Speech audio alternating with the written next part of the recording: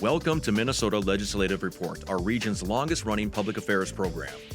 Lawmakers from northeastern Minnesota are joining us today for a recap of the week's activities at the state capitol. This is your opportunity to call or email your legislative questions and have them answered live on the air. Minnesota Legislative Report starts now.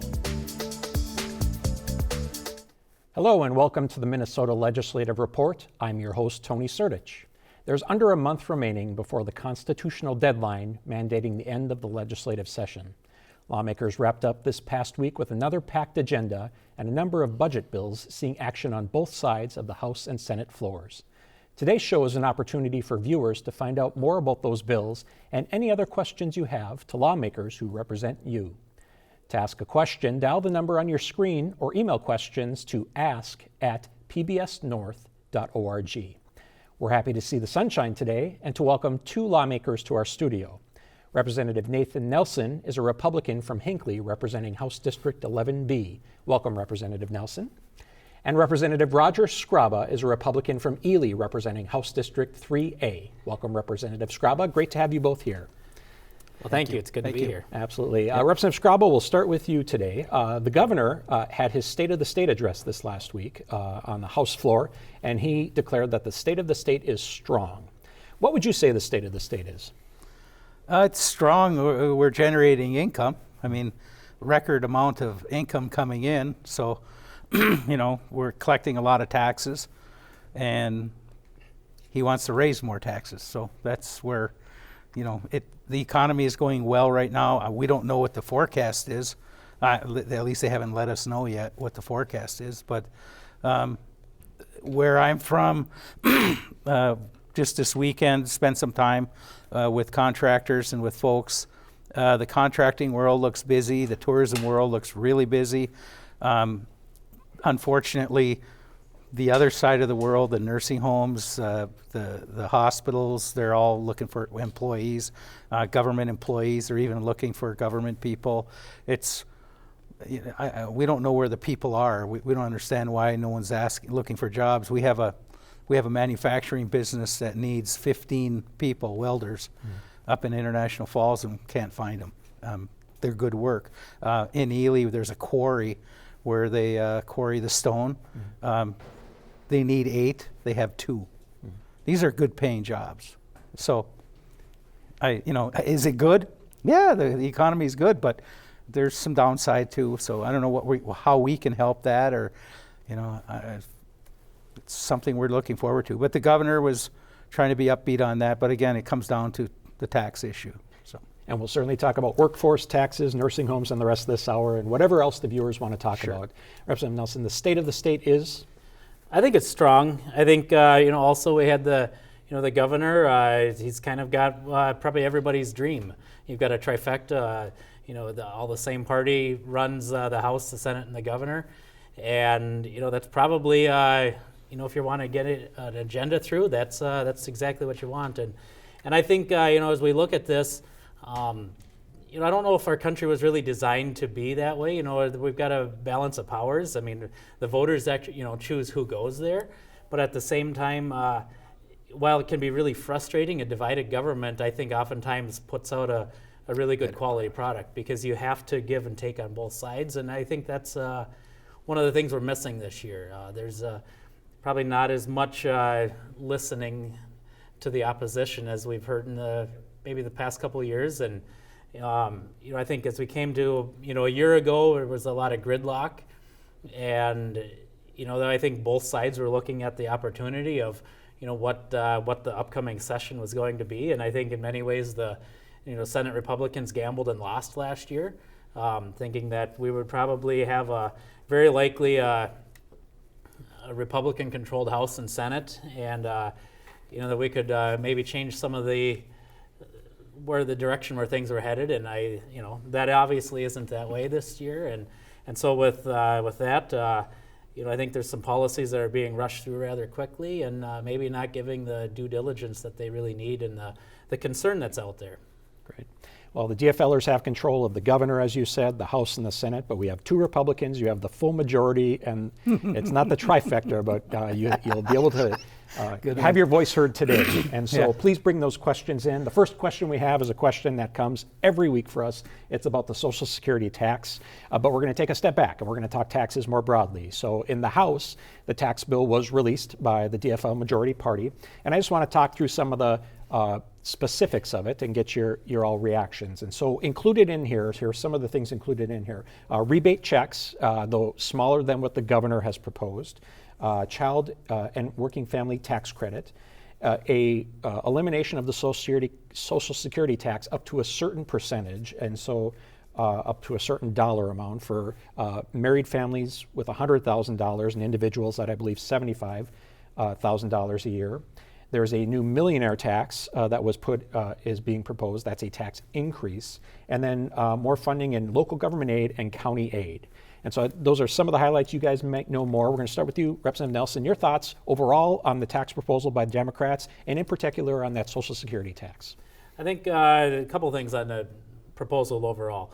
Almost all of the, both sides of the aisle, really campaigned on repealing the Social Security tax. I think we're one of 9 or one of 10 states that has a tax on those that have Social Security income. And, it does generate about $1 billion, if I remember the number correctly. Mm-hmm. And so it is fairly significant, but I also think at a time when we've got a 17.9, almost $18 billion surplus, I think exempting the tax on that is a good move and should be done. Right now, I think we'll take what we can get. I wish we could do more than that, but we also look at that. The millionaire tax. They're putting in a 5th tier income tax, and I think that's a little concerning to me.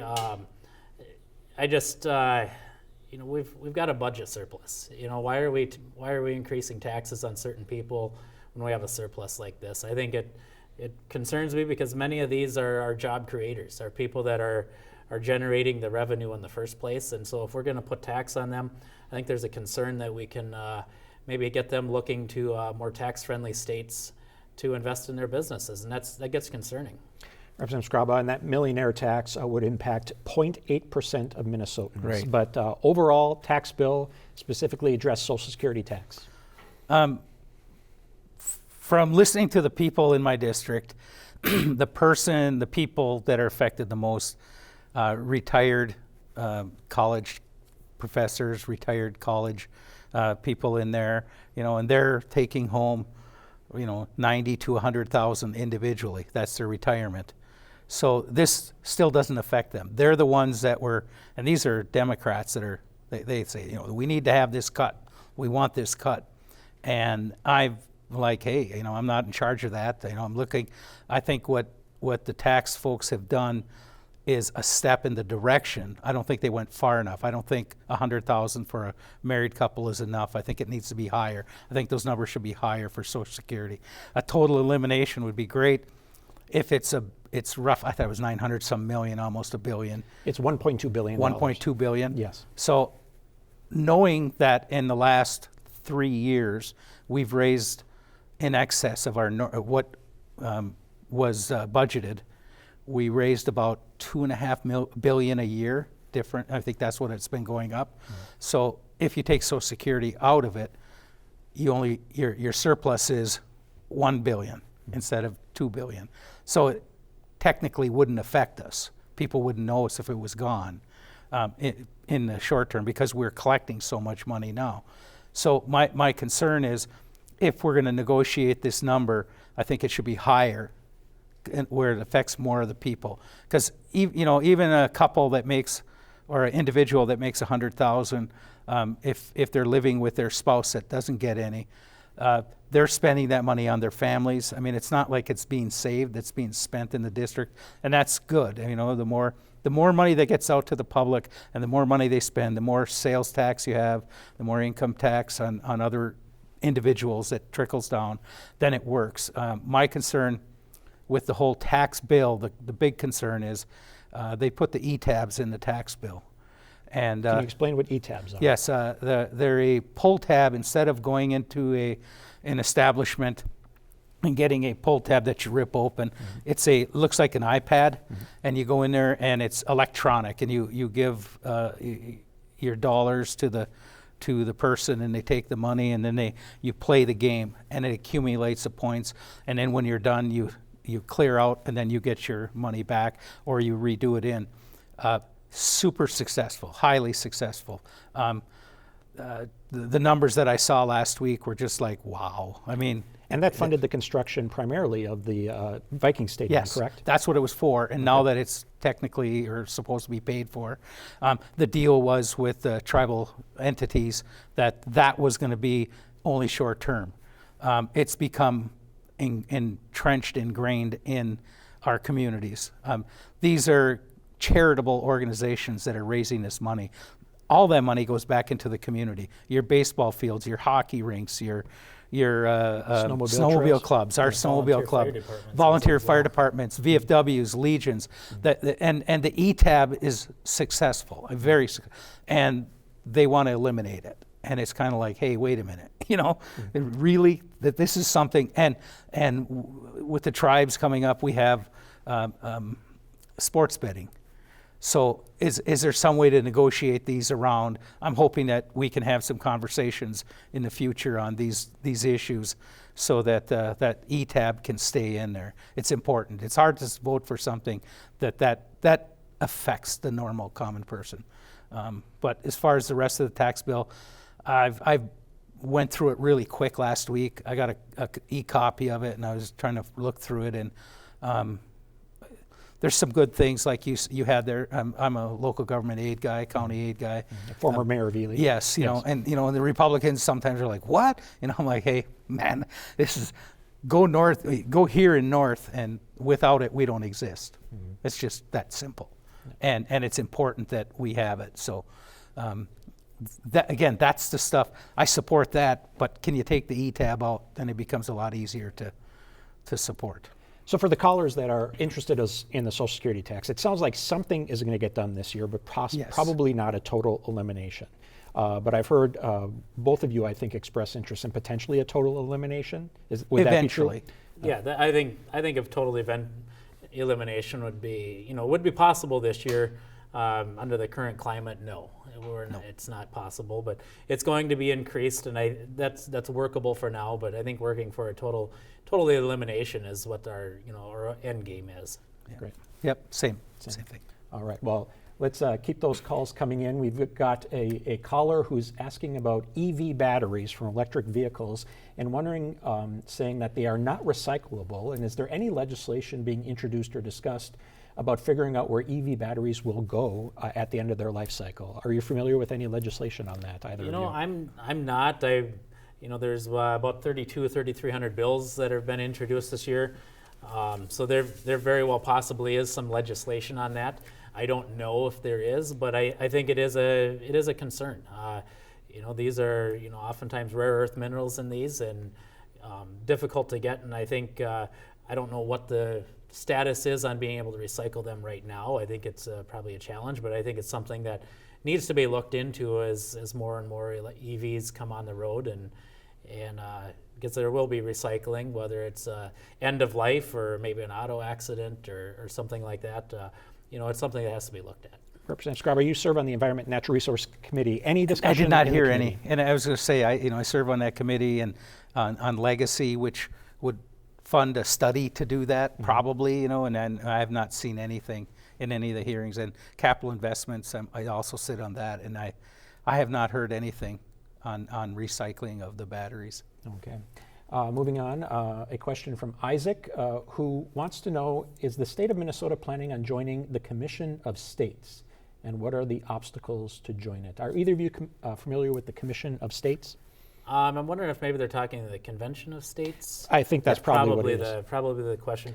Can you first explain it a little bit for the viewers? The Convention of States, that is, and I know enough about it to be dangerous, so this might be a little bit of a, hopefully it's not misleading anyway, but sure. The Convention of States, I believe you have to have 2/3 of the states, so I think there has to be 36 or 38, I don't remember the number on it, but it's to have a constitutional convention, and most of the individuals that are concerned about having a constitutional convention or convention of states are looking at they want to have a budget resolution is kind of the big reason behind it. And when you look at the federal government and the difference between the federal and state government, state, we obviously have to have a balanced budget. So before we go home at in about a month here, before we adjourn for the remainder of the session, we have to have a balanced budget definitely before June 30th.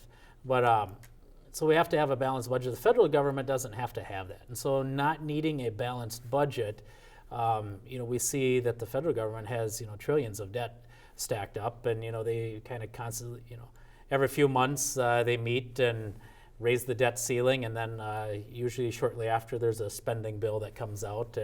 But if they don't raise the debt ceiling, then things like Social Security and some of the other payments that come out automatically get stopped from the federal government. So I think that's one of the biggest reasons. There's a few other reasons, but the Convention of States would really open up the Constitution and look at it doing some amendments. And so either the legislature or the Congress can do that, or there can be a Convention of States that take a look at it and do that.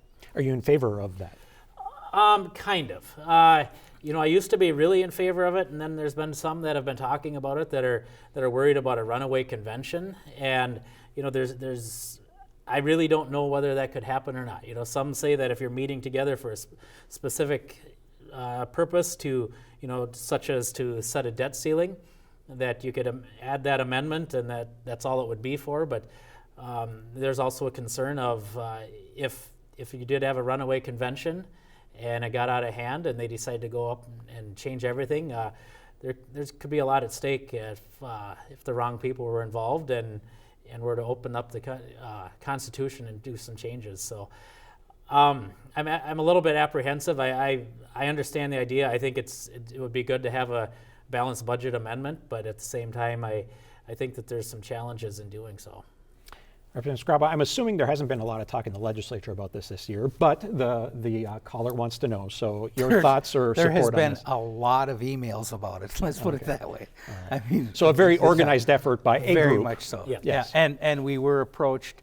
Us freshmen were approached earlier in January, where they got us in a room and said, well, "This is what we are," and and it was like, how did we get here? Who got this person to talk to us about this? And it was very interesting. And I'm like Nathan, Representative Nelson. I see the value of it, but at the same time, I'm a little concerned. It's just I'm not all in. Great. Right now. All right. So let's move on to talk about some of the budget bills from the committees that both of you sit on. So we're going to start with you, Representative Skraba. Environment and Natural Resources Committee has their budget bill going through the process. Can you speak to that bill? Things in there maybe that you support and things that you have concerns of? Well, Representative Hansen pulled some of the things that we were opposed to out in order to get it to the floor. He had members ask him, if you pull MPCA, they had a Minnesota Pollution Control Agency had a advisory board. They wanted to reinstate the advisory board, but the advisory board was appointed by the governor, whoever, and this is for forever, not just for this governor, it's forever. And that governor would appoint 8 people, and they would control everything out of the MPCA. And it was like, what? So if any policy was coming out from scientists, they still had the thumb up or thumb down. It's like, nah, that's not good. That's not something we wanted, and that got pulled. So all that, the stuff that's in there that's good, there's trail monies. There's some good stuff on trying to. The DNR has a good portion of their money helping a fisheries down in southern Minnesota, cold water fisheries, trying to get money to build a building for our nursery, tree nursery. We import all our trees from other areas, but not here. Really? And then there was a lot of good things, but at the same time, there's things in there, the lowland conifer reserve, carbon reserve, basically takes all the state land mainly in northern Minnesota, what I represent, out of cutting for loggers, and no peat mining allowed in any state land. And the DNR is opposed to it. They're trying to get it out. They were not successful in the House side, but they're going to try in the Senate side. I'm concerned because the loggers in our area, they need that spruce. Right now, Grand Rapids, Blandon, that's a majority of what they make their paper with is spruce. So I mean, if you're trying to kill businesses in northern Minnesota, it's a great part, and that does its part. But I'm not in favor of that, so I did vote against it. Again, it passed anyway, but there was a lot of good things for northern Minnesota in it. Great. And before we get to the egg bill, we do have a question around natural resources, so I'll ask it right now. Brad from Hibbing wonders why fishing license fees are going up when the state has a large budget surplus. Fishing license fees? Yeah. Can you speak to that? Well, the whole DNR, they came in and said, we don't have enough money to operate. We need more money. And it's like, okay, we have a $17 billion surplus. We can shore you up for a couple of years or and get you into where we can figure out how many dollars you're going to need in the future, and they came in and said, we need it now and we want it now. And it's like, and the other money apparently is spent or it's not part of the plan. So for the DNR to function, they want to raise the rates. I know different members of the DNR testified in our committee for the fee increases, justifying it. And it was hard to ask the question, well, what about the surplus? Because it wasn't part of the discussion at the time. So we unfortunately, that did get through. I don't know what the Senate's going to do. I don't think we should be raising it right now. Traditionally, it should be going up a little. It should, because it's been quite a few years. But they're talking like the boat licenses. Some of them are doubling. Some are, way more. The fishing license, I think, is like $5, $6. The hunting license, some more. And I did ask Bob Myers, Assistant DNR Commissioner, I said, are you raising the non-resident license proportionally? And he assured me they would if it does go up. So if Minnesota's goes up 5 and compared to the dollar amount, the percentage, it's going to be the same for that. So I'm like, as long as it does that, that's a fair thing. But I'm with a surplus, it's really hard to support going up. Thoughts on the fishing license fee increase? I think fishing license, hunting license. I mean, even auto tabs. They're all fees, and they're all going up. And so I think sometimes it's a fee increase is oftentimes used in saying that it's not a tax increase. Well, a fee is a tax in reality, and I think it's just another way to raise some revenue. And I'm opposed to it. Again, we've got nearly an $18 billion surplus. Kind of an incremental, or kind of almost like a cost of living increase, adjusted for inflation or whatever. I think sometimes things like that are a little bit, acceptable. But it's been a while since it's been adjusted. So when we do see an adjustment, usually it's seems quite high and a little bit out of line. But at the same time, we look at our lakes and our forest as public usage, and that we should be able to use it as a piece of the public. So it's frustrating, but we're not, I'm not in the majority, neither is Roger, and so we can't, other than voting no on it and trying to have our conversation with our colleagues, that's where we're at. Okay.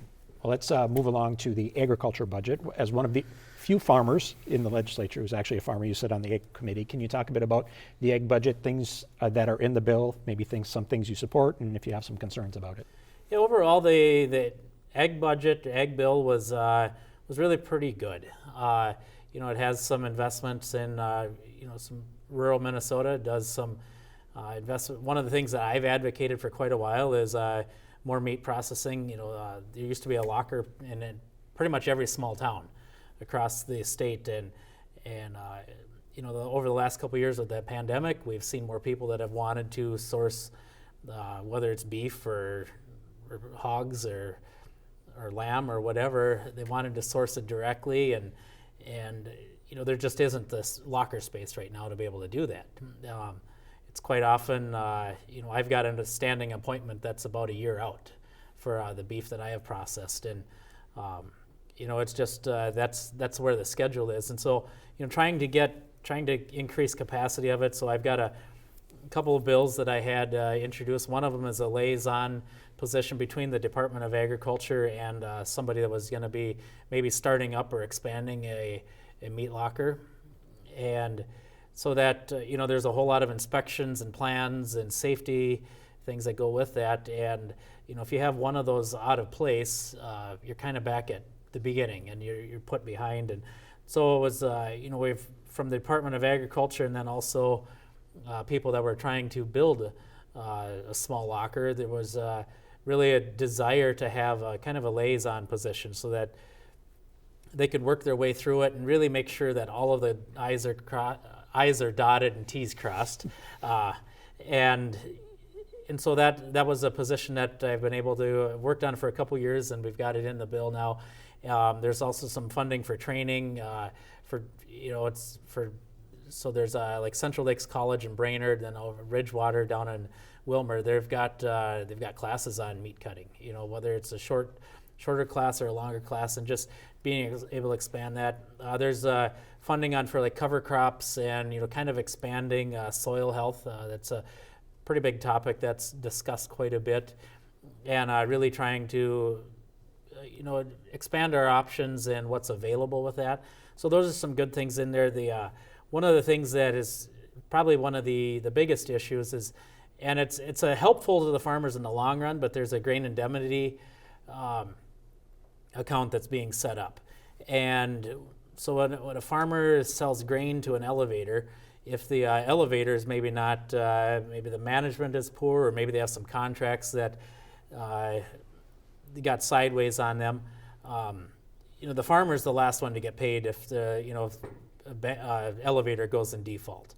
And what ends up happening there is there's right now it's a bonds are required, but with bonding you're paid about 11 cents on the dollar.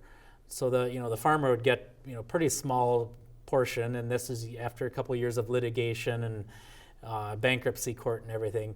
So with the grain indemnity, that would set up an account it would be required to be held between about 10 and 15 million is what's required by the state. And so then the farmer would get anywhere from about 90% up to or down to about 75%, depending on the quantity of grain that they were sold. And so it's a good thing, but the downside is on every bushel of grain that you sell, there's a fee on that. So the farmer ends up being the one that has to pay for their own safety net.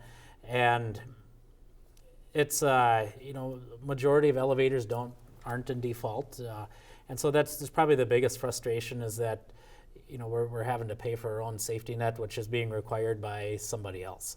And so with again looking at a $17 billion surplus, if we need the Department of Agriculture saying if we had 15 million in there, that account would be solvent then, and it should take care of all our problems. Well, it's a pretty small percentage. I think we could set that account up and have it going from day one and not having to collect a fee from, on grain sales from the start. So that was kind of probably one of the bigger frustrations with me is that it's in there, but it's not set up. It's not fully funded. Well, keep those questions coming in either by calling or emailing. We're going to go back. You've each mentioned the surplus a number of times, and just to level set for our viewers out there, we do have a significant surplus, around $17 billion with a B. More than half of that is what is called in legislative speak one-time money, and I think the way I look at that is a one-time money is maybe a bonus you'd get on a paycheck, Yep. And your ongoing money is more of your paycheck that you'd get. So more than half of the surplus is this one-time bonus money, which many folks say you probably shouldn't put towards ongoing expenses. Correct. So one of the viewers wrote in and talked about this budget surplus, and went over it pretty quickly.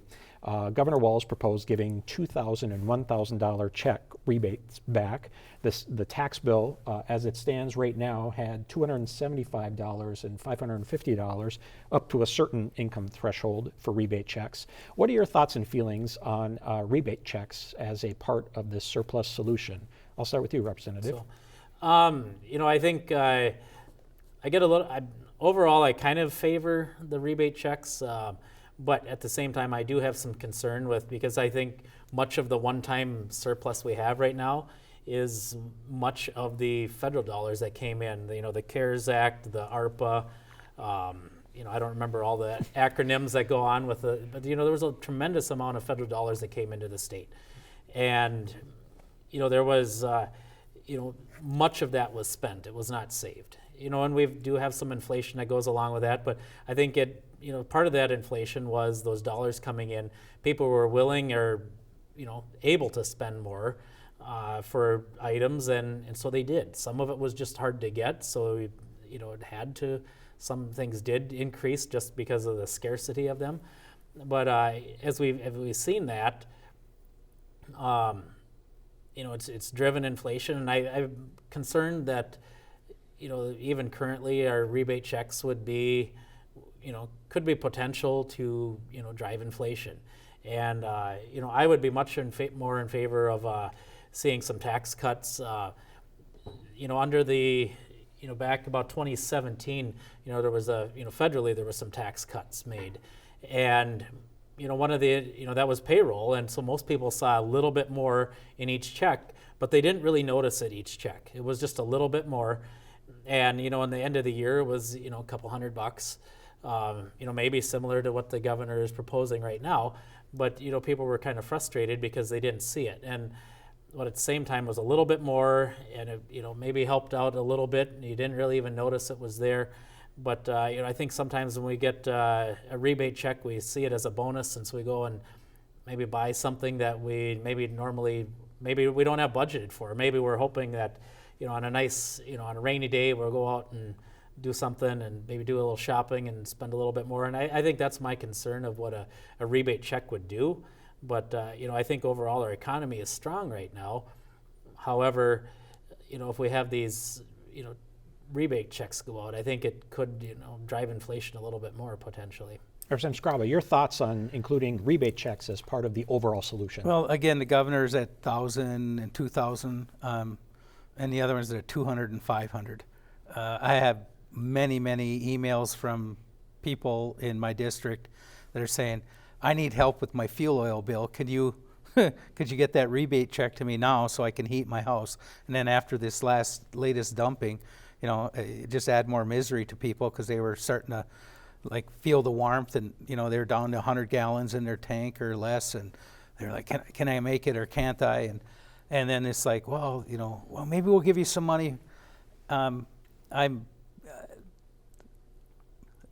not a fan. I remember when the Jesse checks came out, and I remember that, and I just think we have other one-time costs that are more important. For me, I was looking forward to having this big surplus and being a legislator to buy the taxes down for some of these years for coming up, to help the fuel assistance, put more money into that.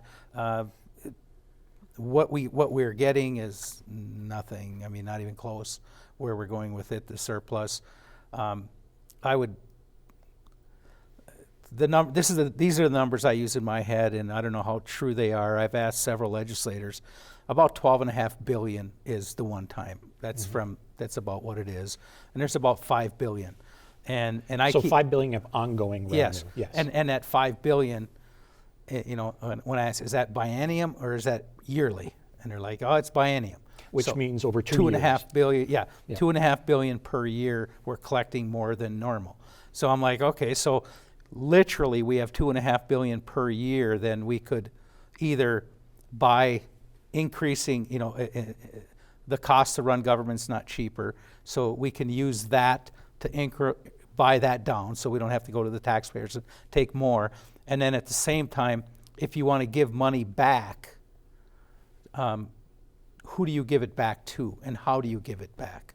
And I don't think we've ever had those discussions.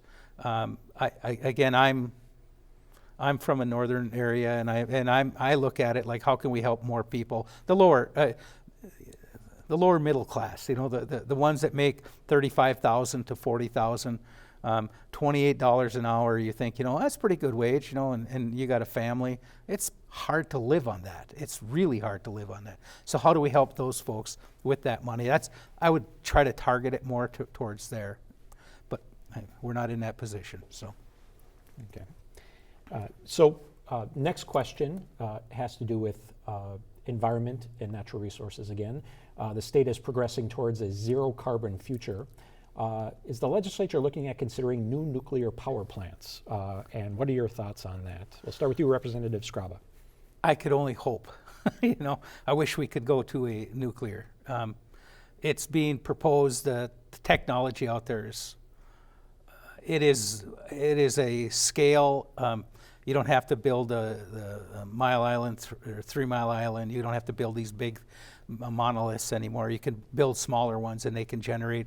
And we're learning how to use the waste to a point where it's gone, and the technology is there. If I wish we could go to it, I would be in support of it. I would definitely try to put a couple of them in the state, and with the caveat that the where you put them, the technology that's available right now. I'll bleed into my path. It's like twin metals, like mining. The technology is this right now, but can you meet and exceed the technology? And I would strive for, if we did nuclear, to meet and exceed the technology. But I would be in favor of trying to locate some in our state. Representative Nelson, new nuclear power. Right now, there's a moratorium on nuclear, and that needs to be lifted first. But I think there's definitely some promising developments that are coming along in the nuclear world. We're getting some kind of modular size stuff. It's smaller, does a lot of generation of electricity, carbon free, and very small footprint and safety. And that's something that, as we see these come along and we're working towards, a zero carbon future, I think that has to be a part of the discussion. And, in talking with, East Central Energy, that's the energy provider that covers most of 11B, their concern of, going 100, they're okay with going 100% carbon free, but they know that above 80%, it's going to get real expensive. They feel that they can get to 80%, and then that last 20% is going to be expensive, and that's also, to really make it reliable is an issue as well. And so that's where I think nuclear really needs to be a part of the discussion. One other issue that is coming forward here, especially in the spring, is the potential of flooding. And we've seen flooding happen now from the tip of your district in International Falls and all across Minnesota. And so is Minnesota government prepared to help with the potential of that flooding that we might see this spring and summer? Representative Nelson, we'll start with you. Yeah, there's a disaster relief account that the Minnesota legislature funds, and I think that was about $50 million that 40. we put, $40 million. 40. And so we had put that in there. And part of it, it can go as, basic for any natural disasters. It's we've been kind of expecting a little bit to, the flooding is coming, or it's here. I think Duluth, they just broke the record snowfall.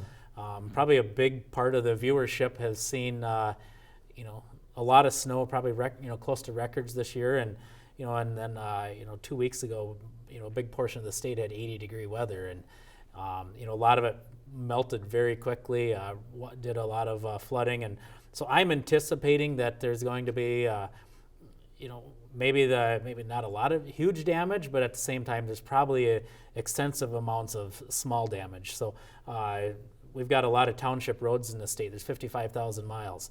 And, I drove a few miles of back road on the way up here today, a lot of gravel roads, and, there's a lot of flags, a lot of barrels out, marking marking bad roads where water was across the road. They found culverts out. Well, that's all things that are going to need to have maintenance done on them this summer, and so oftentimes that isn't in the township budget to do so. So I think there's probably going to have to be some increased funding on that, and do some increase the level of it, because I think right now it was kind of at the wait and see, but I think we've seen enough to know that we're probably going to have to do some more funding of these.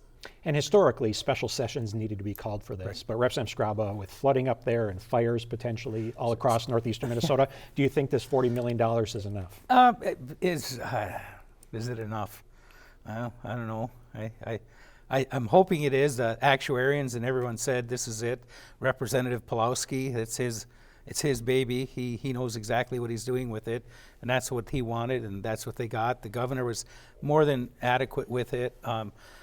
I know the flooding that we're talking about yesterday. I drove from Ely to Two Harbors, and the Birch Lake Dam is right there, and this is the first time in years that I saw every gate wide open, and the water on the other side was like almost level. And went to Two Harbors. I came back and it was dark, and I got in the middle. No one was coming. I turned the car off just to listen to the sound of how much water was going through.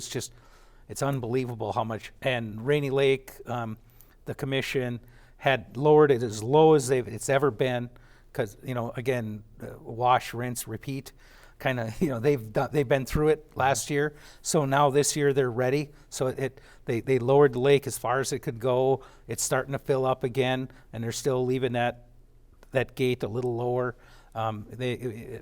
What's going to happen? They've got it all mapped out right now, so they know how much water is moving. This big 8 inches of wet snow didn't help, but again, we're hoping that they're trying to get the basins as empty as they can to fill up, because they use that water for power. That's clean, carbon-free power. A viewer from Duluth is wondering about a report that came out and a few high-profile cases where state grant dollars went to organizations that failed to fulfill their requirements. And so has the legislature been discussing this about grants that the state gives out to entities, making sure they're going to meet their requirements? Have you heard about any of that in either of your committees that you serve on? Representative Nelson, we'll start with you. Yeah, I serve on the Children and Families, and so that we heard about some of these in there was the Feeding Our Future. There was some, a lot of that was federal dollars, but it was passed through. And there's the investigation's probably not going as quickly as some would like, but it's being investigated, and people are being caught on this. But at the same time, just last week there was one of them was supposed to have a court date, and they missed the appearance, and nobody knows where they're at. Very possibly skipped the country and is outside of the borders of the U.S. right now. But it's something that I think we need to take seriously. Our funds, being responsible for them, and when we would bring it up in committee, oftentimes the chair of the committee would kind of downplay it, that the OLA report, the Office of Legislative Audit, they didn't find as much of a and that was talking about the CCAP funds, the children, the child assistance fund? Child assistance. Yes. And there was only a few charges made on it. Well, we know it was much bigger than what was actually charged out, but being able just to find out where that went is one of the challenges. I think we need to take fraud seriously, and stop it and make sure we have the correct measures in place to prevent it, and also the punitive behind it for when somebody does it and is caught. So, and unfortunately, I don't think there's as much attention being paid to that as there should be right now. So the Feeding Our Future was really the big high-profile case, a big dollar amount. Representative Skraba, do you think that this is something that's happening all over state government? And to Representative Nelson's point, would it take the state actually being more responsible for spending these dollars and or having enough resources to make sure there isn't fraud moving forward? Well, the Office of Legislative Auditor, they ask where would you like us to work? You remember when you were there, the way it works. We've asked them to look into what's going on, and they come out with a recommendation. And the last two that I read were like, yes, this is occurring. You need to do something. And there sits on the table. So Nobody what- wants to do anything about it. So what could be done? And therein lies who wants to do it, who wants to be the ones to do it, I would, my personal feelings on what's happening when people take government money and totally disregard what it's for, and then like, well, no one told me I couldn't do that, and it's like, no, the punishment needs to be more public, so people know you do that, this is what you get. And perhaps it is. I've not been through a system of this yet. I'm a freshman, so it's new to me. But I know if we did it at city government, we fire people, we lay them off, we go through mediation, we do everything we can to give those groups of people their fair opportunity to defend themselves. And then when it's found, then the punishment comes. That has to happen. And right now it's like it's non-existent. It's just like, and I'm not going to blame if it's a Democrat or a Republican or whoever's not. The system shouldn't matter who's in charge. There should be, it's like criminal. When it's criminal, there is no politics. Criminal is criminal, and it goes through the system. And that's where I'd like to see this get either elevated to a criminal or something. Something's not being done, because the caller or the emailer, if they're still talking about it, then we haven't done that end of the job. So I'm hoping we can do something. Another viewer is asking, they are a retiree and have seen their property taxes jump 65% in the last 15 or so years. They don't live in Ely, so just just know that, Representative Skraba.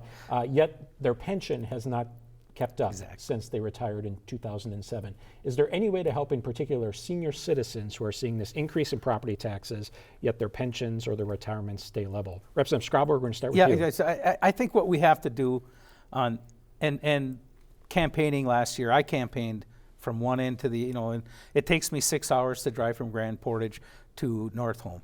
It's a long drive. It doesn't even take that to get to Iowa from here, So what I found out with all those people they all complained, why are my value and why are my property taxes rising? Well, there's two different issues there: the value of the property and property taxes, And what we're finding is the property taxes across the board everywhere went up, and I don't mean a little bit, like 65%. I mean some of it was a lot, and it's like, and I know in St. Louis County we have our auditors, the assessors. They come in and they make sure that the property values are proper, so that when the auditor comes in to figure out how much money we need, and they take a certain percentage from each property owner to pay for all of our stuff. The state does the same. It uses this. I'm trying to figure out and I haven't been able to. I feel with this person, I've fielded a lot of people asking this question. What are you going to do about it? What are you going to do about it? Mm-hmm. And again, my tax person that I ask, where are we going? I got a guy in Little Fork that is just, he's like, you're pushing me out of my house. So the role, and we'll pivot to you, Representative Nelson, in a minute here, but in particular, I guess we're looking at what's the role of state government in this, because so much of this is levied by cities, counties, and school districts. And so what role can the legislature play in this? I'm hoping right now that the LGA makes up for some of this. Local government aid and county. That state dollars going to both counties and cities to help offset some of these costs. To offset these property taxes. Okay. That is the intent. The intent, if a community takes that increase and says, "Oh, I have more money, I can go to more projects," that's a good idea if you have projects. But if you have a rising tax, you need to buy that tax down so that your people can stay there, and that's coming. There is some relief coming. What can be the state's role in helping with property tax increases? Well, there is a program right now, especially for for property tax rebates that's available through, I think, a Department of Revenue. I'm not positive on that, but there is some, assistance available to help, and especially for retired fixed income, because that's that's a challenge, especially if you're newly retired, you probably have an option of going and picking up some side gigs and doing a little bit of work, but the longer you're in retirement, the more of a challenge that's going to be, where to work, and so I think that there's some need there to probably strengthen that and increase that. I know one of the things that I've been hearing from is retired veterans, for those that are have I believe it's 70% disability and above. There's an exemption on property taxes. Currently it's $300,000. I believe it's going to be increased up to like $437,000 of value of your home. So that would be a benefit there for but I think you have to be 70% disabled for that. But I think having some increasing that it's a way that we can keep seniors in their homes longer and make sure that they're able to live in their home. And I think that's important. I think it's good for them, and especially as we look at the scarcity of elderly living, whether it's assisted living or even into nursing homes. I think the longer somebody can stay in their home, it's better for their health, and there just unfortunately isn't the system support there for right now.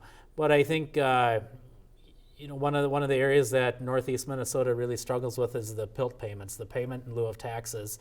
We've got a lot of state and federal land. Federal land doesn't qualify for PILT, but there's a lot of state land that it's owned by it's different parcels that are we get a PILT payment on it, and it's a portion of what the property taxes would be.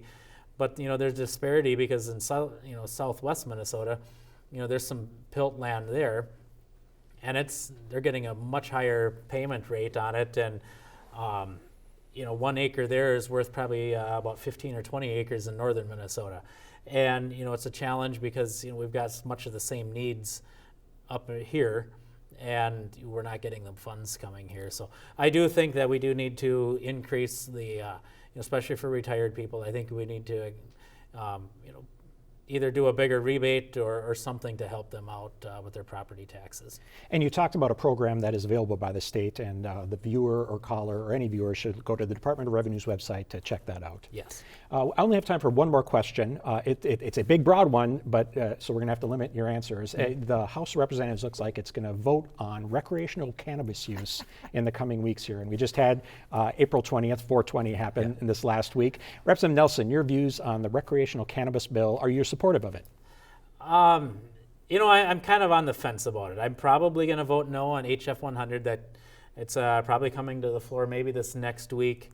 It'll be fairly soon, but I'm going to vote no because I think there's some things that need to be fixed in it, especially for hemp growers. The farmers have a lot of concerns with it, but I think it's going to happen in the state. We'd be about the 26th state that legalizes it.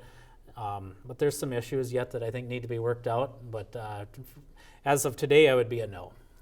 Representative Skraba. And if I saw the amendments, because I've got 2 hemp growers in my district that are adamant about not supporting that, but they like the bill. They just want their out. They want an off-ramp somewhere for them. So I'm hoping that this week, if it comes up, that there's an amendment in there. I didn't fashion it.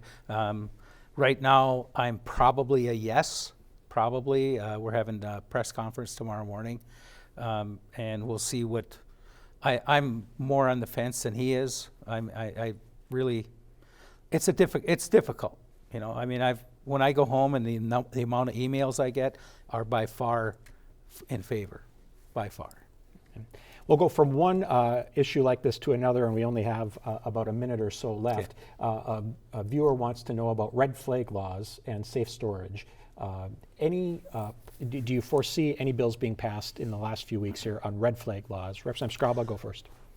If the red flag law were written properly, because I don't believe people that have mental, if they have serious mental causes, they should be watched. They should. But how we get to that, I don't know. The way it's currently written, I can't support any of them, the way it's currently written. But I believe we need to look at that red flag law. Yes. Representative Nelson. I believe the red flag law is going to pass. I think there's elements about it that I think we can all support, but at the same time, I think as it's written, it definitely has some concerns with it. But most likely the red flag laws, and then I don't know if it's state. There's two that are going to probably pass, and I don't know if it's safe storage or which is the other one. The storage one's out. But there's a couple provisions that are going to pass that. We look at the Second Amendment as something that's very unique to the United States. I support it quite strongly, but at the same time, I think there's got to be the rules behind it that back it up. Great. All right. Well, just finally here, there's only 1 month of the session left, and in a sentence, and only a sentence, what do you hope gets accomplished in this last month? Oh boy. I really hope that we can get to the end of session and be pleased with what happens. There might be some frustration, but at the same time, we've had some challenges coming through the committees that have been frustrating and making sure our voice is heard. 15 seconds. Representative Skraba. That they hear our voices more. That I wish on the floor they would hear us more. Amendments 70 to 64, 70 to 64, 70 to 64. There's no give, unfortunately. Well, we certainly heard both your voices today, and thank you for being here. You. We are out of time. I would like to thank Representative Roger Skraba and Representative Nathan Nelson for sharing their time today. Join me again next Sunday for another edition of Minnesota Legislative Report, when we will welcome more legislators from northern Minnesota to the program. For the team at PBS North, I'm Tony Sertich. Have a great evening.